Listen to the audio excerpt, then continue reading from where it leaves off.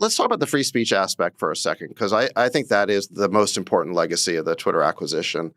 And I think people have short memories and they forget how bad things were 3 years ago. First of all, you had figures as diverse as President Trump, Jordan Peterson, Jay Bhattacharya, Andrew Tate. They were all banned from Twitter.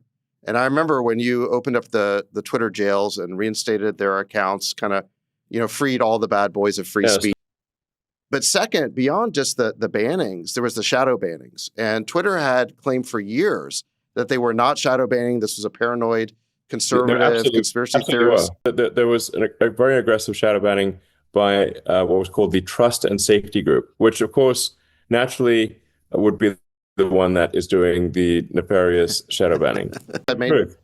They had maintained for years that they were not engaged in this practice, including under oath. If you opening that up and exposing that, because, by the way, it wasn't just the fact they were doing it. They created an elaborate set of tools to do this. They had checkboxes. Elaborate set of tools to deboost accounts, yes. But you were really the first to expose it. I think third, to me, was government collusion, government interference. So you released the Twitter files. Nothing like that had ever been done before, where you actually let investigative reporters go through Twitter's emails, unfettered chat group, and they found that there was extensive collusion between the FBI and the Twitter Trust and Safety Group, where it turns out the FBI had 80 agents submitting takedown requests, and they were very involved in the banning, the shadow banning, the censorship, which I don't think we ever had definitive evidence of that before. Like, this is just literally, the Twitter files are literally the files at Twitter.